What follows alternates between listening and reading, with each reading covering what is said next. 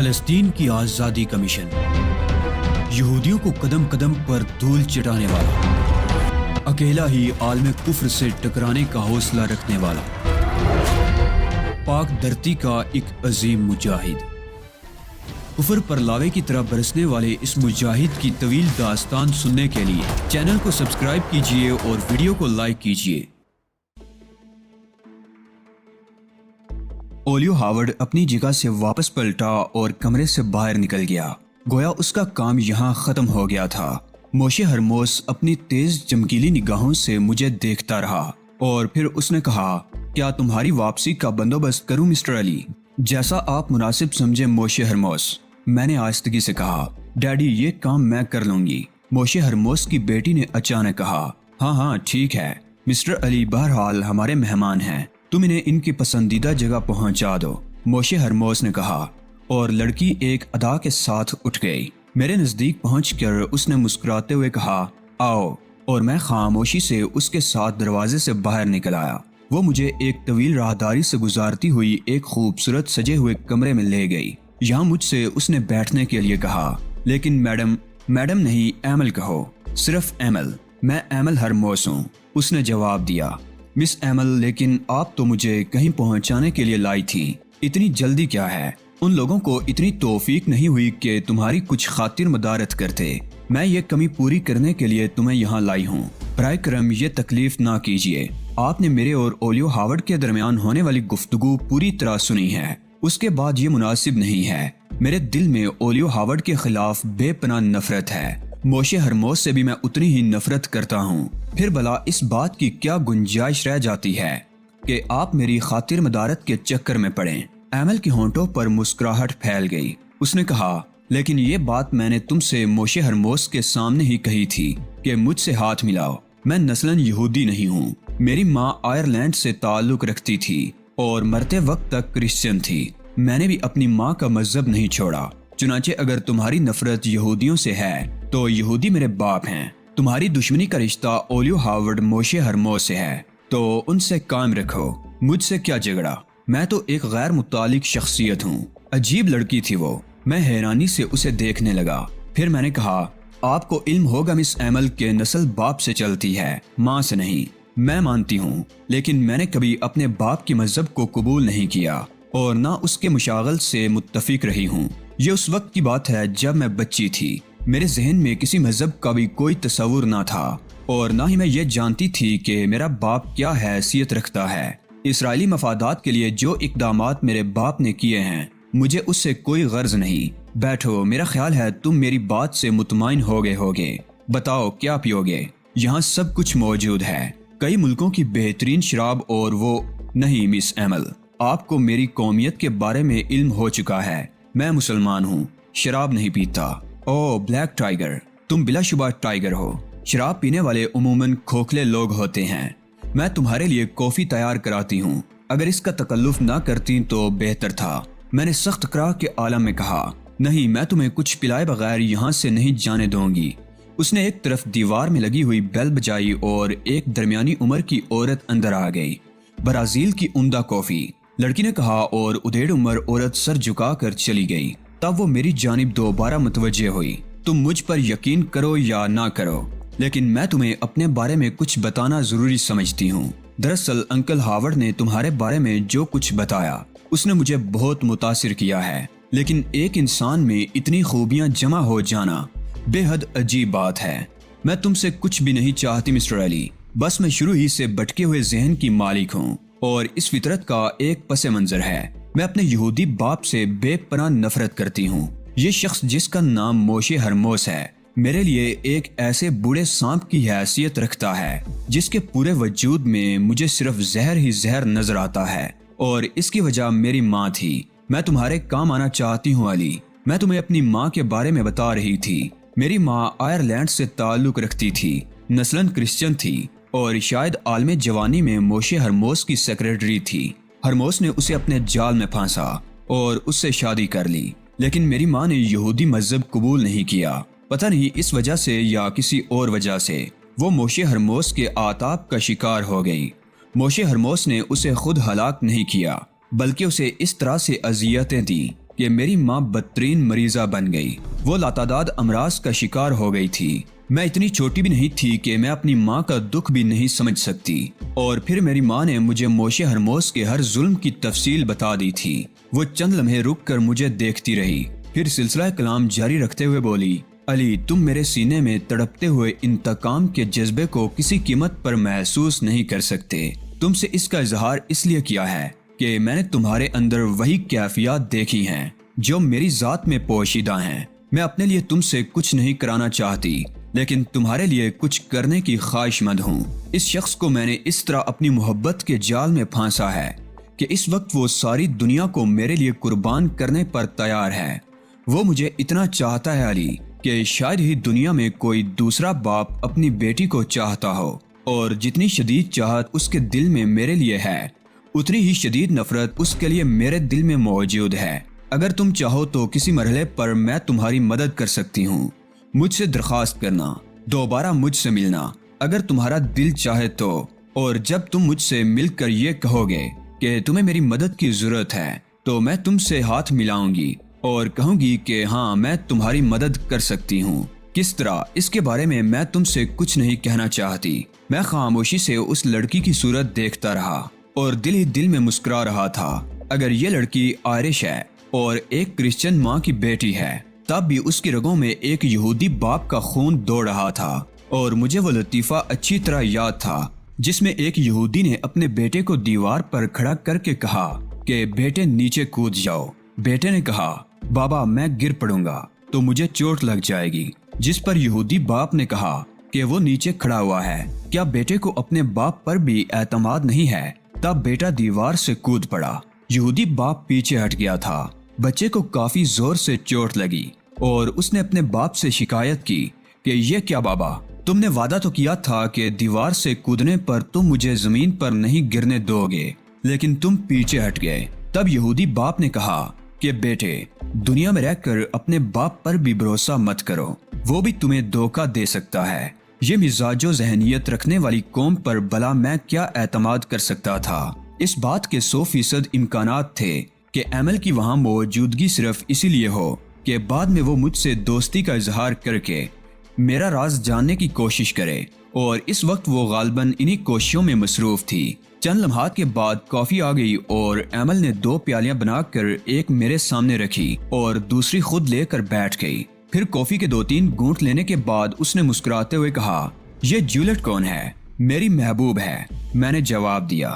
لیکن تمہاری کسی محبوبہ کے بارے میں تو انکل ہاورڈ نے کہا تھا کہ فلسطینیوں نے اسے تم سے چھین لیا۔ ہاں، یہ نمبر 2 ہے، میں نے مسکراتے ہوئے کہا، اور وہ بھی ہنس پڑی۔ میں تم سے متفق ہوں۔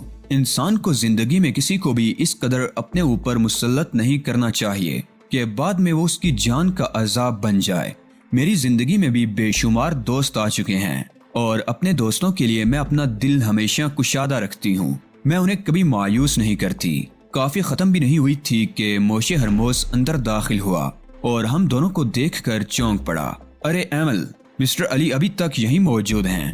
ہاں ڈیڈی، جس کام کا خیال آپ کو نہیں آیا میں نے اس کی تکمیل کر دی ہے۔ مسٹر علی، کم از کم آپ کے مہمان تو تھے، کیا آپ انہیں ایک کپ کافی نہیں پلا سکتے تھے؟ اوہ نہیں، دراصل ہمارے درمیان کچھ ایسی گفتگو کا آغاز ہو گیا اور مسٹر علی نے ابتدا میں اتنی نفرت کا اظہار کیا کہ مہمان نوازی کے تمام جذبے ختم ہو گئے۔ بہرحال کافی کے بعد تم انہیں جہاں یہ کہیں چھوڑ آؤ۔ ٹھیک ہے ڈیڈی، آپ اطمینان رکھیے۔ ایمل کا جواب سن کر موشے ہرموس باہر نکل گیا۔ تب وہ مسکراتے ہوئے مجھ سے مخاطب ہوئی، تم نے محسوس کیا ہوگا ڈیڈی نے میری اس مہمان نوازی کو پسند نہیں کیا ہے۔ کیا تمہارے ڈیڈی تمہاری طرف سے محتاط نہیں رہتے؟ کیا انہوں نے یہ نہیں سوچا ہوگا کہ وہ شخص جو ان کی قوم کا بدترین دشمن ہے تمہارے ساتھ دوستوں کی طرح بیٹھ کر کافی کیوں پی رہا ہے؟ ڈیڈی میرے کسی اقدام کے بارے میں کچھ نہیں سوچتے کیونکہ وہ مجھے اچھی طرح جانتے ہیں۔ اب تم چلو، جولیٹ تمہارا انتظار کر رہی ہوگی۔ باہر نکلنے کے بعد اس نے مجھے ایک خوبصورت کار میں بٹھایا اور پھر مجھ سے میری منزل کے بارے میں پوچھا۔ میں نے اس جگہ کا پتہ بتا دیا تھا جہاں جولیٹ کو چھوڑا تھا۔ راستے میں ایمل نے کہا، اگر میری بات تم پر اثر انداز ہوئی ہو اور میں نے بھی تمہیں متاثر کیا ہو تو میری پیشکش پر غور کرنا۔ میرا خیال ہے ابھی میں طویل عرصے تک یہاں قیام کروں گی، لیکن ایک بات اور ذہن میں رکھنا میں زندگی بھر کے لیے کسی مصیبت کو اپنے سر پر مسلط کرنے کی عادی نہیں ہوں۔ دل چاہے تو مجھ سے مل لینا، میں تمہاری پذیرائی کروں گی۔ میں نے تلخی سے گردن ہلا دی۔ منہ کا مزہ خراب ہو گیا تھا اس دعوت پر۔ اس حسین اور پرکشش لڑکی کے لیے جو نرم گوشہ میرے دل میں پیدا ہوا تھا وہ اس کے ان بیہودہ الفاظ نے ختم کر دیا تھا۔ تاہم اس کی کچھ باتیں ایسی بھی تھی جن کی بنیاد پر مجھے اس کے بارے میں سوچنا پڑا تھا۔ چنانچہ میں نے اسے کوئی تلخ جواب نہیں دیا۔ بالآخر میں وہاں پہنچ گیا جہاں جیولٹ موجود تھی۔ لڑکی نے ہاتھ ہلا کر مجھے الوداع کہا اور زن سے اپنی کار کو آگے بڑھا لے گئی۔ میں چند لمحات کھڑا اس کے بارے میں سوچتا رہا تھا اور پھر میں نے اسے ذہن سے جھٹک دیا۔ سوچنے کے لیے میرے پاس اتنا کچھ تھا کہ اب کسی فضول بات کے سوچنے کا تصور بھی نہیں کر سکتا تھا۔ کمبخت اولیو ہاورڈ نے اس بار جس طرح مجھے اپنے جال میں پھانسا تھا اس کی مثال ممکن نہیں تھی۔ کتنا جامع اور کتنا مؤثر منصوبہ تھا۔ اس نے موقع سے پورا فائدہ اٹھایا تھا۔ لائن آف کروزل کے معاملات کی تکمیل کے بعد پتہ نہیں اسے کس طرح یہ بات معلوم ہو گئی تھی کہ مجھے بیروت لایا جائے گا۔ ممکن ہے تہذیب مالکم ایکس کے بیروت پہنچنے کی اطلاع اسے ملی ہو اور اس نے وہاں سے اپنی کارروائی کا آغاز کیا ہو۔ بیروت میں اس نے مجھے تہذیب سے ملنے کا آزادانہ موقع دیا اور حالات اس کے حق میں بنتے چلے گئے۔ یعنی میرے کرم فرماؤں نے تہذیب کو میری زندگی میں شامل کرنے کا فیصلہ کیا اور میں اس کے لیے تیار ہو گیا۔ اولیو ہاورڈ نے عظیم منصوبہ بندی کر کے عین وقت پر تہذیب کو اغوا کیا اور اس کی جگہ ایک اور لڑکی کو دے دی جسے ہلاک کر دیا گیا۔ اس طرح اس نے میرے ذہن میں تنظیم آزادی فلسطین سے بغاوت کا جذبہ ابھارا اور پھر میرے سامنے تہذیب کی ہم شکل ایک لڑکی کو پیش کر دیا گیا۔ مجھ جیسا ذہنی طور پر بھٹکا ہوا شخص لازمی طور پر اس کی طرف متوجہ ہو سکتا تھا اور ایسا ہی ہوا بھی تھا۔ پھر اس عظیم منصوبے کا دوسرا رخ میرے سامنے آیا۔ یہ اور بات ہے کہ تقدیر نے مجھے حقیقتوں سے روشناس کرا دیا تھا۔ بہرطور جیولٹ کے ذریعے مجھے گوٹے ہل لایا گیا تھا کیونکہ اولیو ہاورڈ جانتا تھا کہ جنرل ٹیریس مجھ سے انحراف نہیں کرے گا۔ معاہدہ میرے نام سے بنایا گیا اور اس کی بھی وجہ تلاش کر لی گئی اور بالآخر انہوں نے وہ سب کچھ کر لیا جس کے وہ خواہش مند تھے۔ میں تو اب تک اس لیے اولیو ہاورڈ کی بنائی ہوئی لائنوں پر قدم آگے بڑھاتا رہا تھا کہ اس سے ملاقات ہونے کے بعد تہذیب کی زندگی کا مسئلہ سامنے آئے گا اور ممکن ہے کوئی ایسا موقع مل جائے کہ اولیو ہاورڈ خود کھل جائے، لیکن اس کمبخت نے اپنا کام بھی نکال لیا تھا اور تہذیب کے سلسلے میں زبان بھی بند رکھی تھی۔ اب میرے سامنے دو مشکلات کھڑی ہو گئی تھی۔ نمبر ایک تو یہ کہ کس طرح تہذیب کی زندگی کے بارے میں اولیو ہاورڈ کی زبان کھلواؤں، اور نمبر دو یہ کہ معاہدے کے وہ کاغذات کیسے حاصل کر کے ضائع کر دوں۔ مجھے اس سلسلے میں کامیابی کی قطعی امید نہیں تھی اور ایسی کوئی ترکیب سمجھ میں نہیں آ رہی تھی جسے میں اپنے مقصد کی تکمیل کر سکوں۔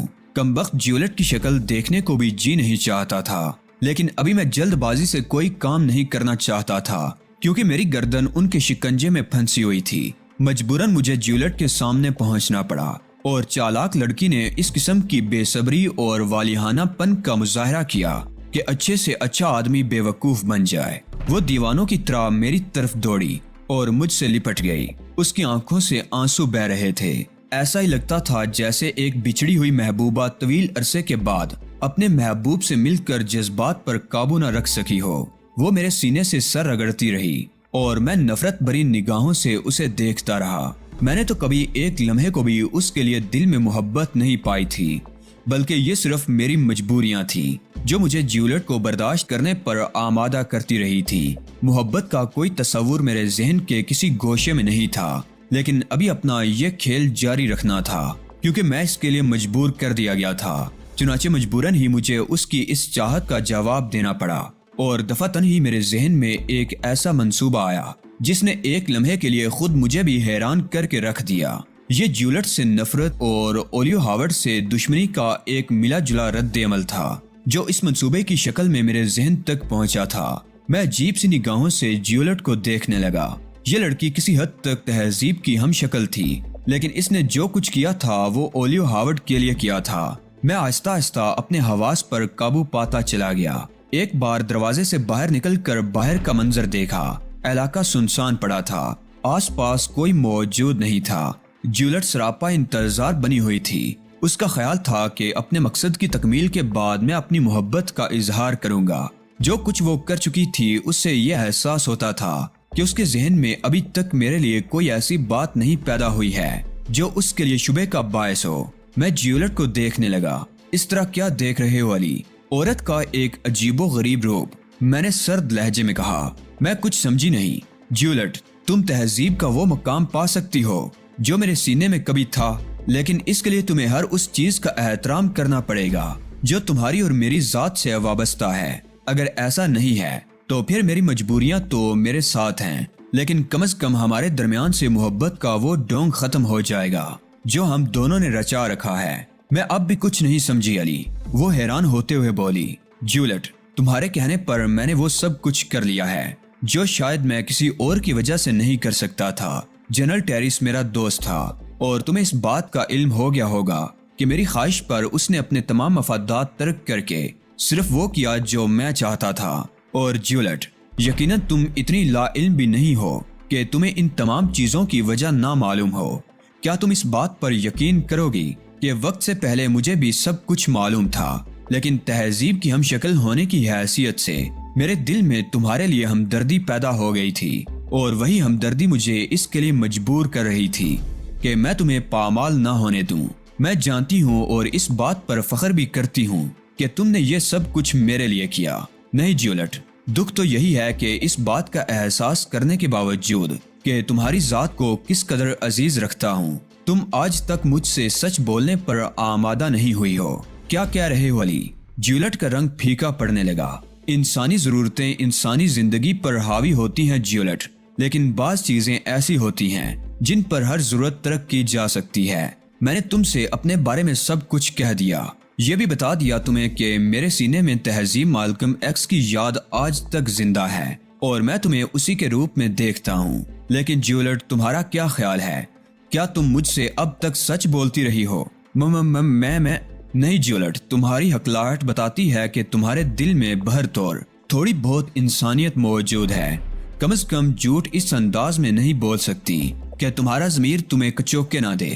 نہ جانے کیا کہہ رہے ہو تم، نہ جانے کیا کہہ رہے ہو۔ جیولٹ، یوں سمجھ لو کہ میں تمہاری زندگی کے ایک ایک لمحے سے آگاہ ہوں، اس وقت سے جب سے تم نے مجھ سے ملاقات کی۔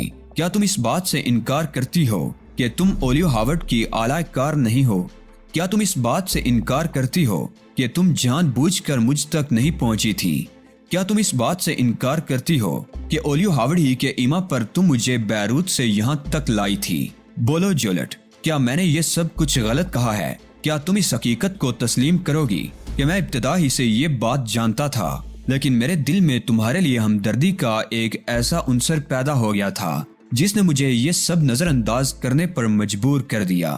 آج تک میں وہی کرتا رہا ہوں جو تم مجھ سے کراتی رہی ہو، یہ سوچ کر کہ میں حقیقت سے واقف نہیں ہوں، لیکن آج اس حقیقت کو بھی اچھی طرح سمجھ لو کہ میں روز اول ہی سے اس تمام صورتحال سے پوری طرح واقف تھا، لیکن اس کے باوجود میں نے وہی سب کچھ کیا جو تم چاہتی تھی۔ میرا دل بار بار مجھے مجبور کرتا تھا کہ میں تمہیں حقیقت بتا دوں اور تم سے کہہ دوں کہ میں وہ سب کچھ جانتا ہوں جو تمہارے سینے میں موجود ہے، لیکن میں یہ سوچتا تھا کہ ایک دن ایسا ضرور آ جائے گا کہ میری محبت تمہیں زبان کھولنے پر مجبور کر دے گی۔ علی، ہاں جیولٹ، بالکل سچ کہہ رہا ہوں میں، ایک ایک لفظ سچ، اور اس سچ کا احساس تمہارے سینے میں موجود ہوگا۔ تمہیں کہیں نہیں بھیجا جانا تھا، یہ صرف میری محبت کو آزمانے کا ایک طریقہ تھا، اور میں نے اپنی محبت کا ثبوت دے دیا جیولٹ۔ میں نے وہ سب کچھ کر دیا جو وہ لوگ چاہتے تھے، لیکن تم اس کے باوجود مجھ سے الفت کا اظہار کر رہی ہو، لیکن اس جذبے کے تحت نہیں جو جذبہ خود میرے سینے میں موجود ہے۔ کیا یہ بات مجھے یہ سب کچھ سوچنے پر مجبور نہیں کرتی کہ تہذیب مالکم ایکس صرف تہذیب تھی اور تم جیولٹ ہو؟ وہ مجھے چاہتی تھی اور تم مصلحتاً مجھ سے محبت کا اظہار کر رہی ہو۔ جیولٹ، کم از کم اتنا اقرار تو کر لو کہ یہ سب کچھ ڈھونگ ہے، اور یہ بھی بتا دو کہ یہ ڈھونگ کب تک جاری رکھو گی۔ میں اب بھی وہ سب کچھ کرنے کے لیے تیار ہوں جو تم چاہتی ہو۔ تم یقین کرو، یہ گفتگو کرنے کے بعد میں خاموش ہو جاؤں گا اور اس کے بعد وہی سب کچھ کروں گا جو اس کے بعد کا منصوبہ ہے۔ جیولٹ کی آنکھیں بند ہوئی جا رہی تھی، اس نے چکراتے ہوئے ذہن کو قابو میں کرنے کے لیے دونوں ہاتھوں سے سر پکڑ لیا تھا۔ کافی دیر تک وہ اسی طرح بیٹھی رہی۔ اولیو ہاورڈ کی کسی نمائندہ لڑکی کے ساتھ میں کوئی رعایت نہیں کر سکتا تھا، اور پھر یہ جیولٹ، اس نے تو میری تہذیب کا مذاق اڑایا تھا، آج تک مذاق اڑاتی رہی تھی۔ یہ سمجھتی تھی کہ اس کی بونڈی نقل ہونے کے باوجود میں اس سے محبت کرنے لگا۔ میں نے اپنا پیار منتقل کر دیا ہے، لیکن یہ صرف اس کی خام خیالی تھی۔ میرے سینے میں جیولٹ کے لیے جو کچھ موجود تھا وہ میں ہی جانتا تھا۔ بھلا وہ تہذیب کی جگہ کس طرح لے سکتی تھی؟ تھوڑی دیر کے بعد اس نے گردن اٹھائی اور سرسراتے لہجے میں بولی، میں جانتی تھی علی، میں جانتی تھی۔ حماقت تھی ان لوگوں کی کہ انہوں نے یہ سوچ کر اپنے آپ کو مطمئن کر لیا کہ تم کبھی کچھ نہیں جان سکو گے، لیکن تم یقین کرو میرے دل میں بارہا یہ تصور ابھرا کہ جب تمہیں حقیقت معلوم ہوگی تو میرے لیے تمہاری اپنی کیا رائے ہوگی۔ بہت کچلا ہوا محسوس کر رہا ہوں اپنے آپ کو جیولٹ، بہت ہی افسردہ ہوں میں اس خیال سے کہ میں تمہارے دل کی گہرائیوں میں وہ مقام نہیں حاصل کر سکتا جو ایک محبت کرنے والے کو دوسرے محبت کرنے والے کے دل میں حاصل ہوتا ہے۔ نہیں جیولٹ، میں فریب کی اس دنیا میں اب زیادہ عرصے زندہ نہیں رہ سکتا۔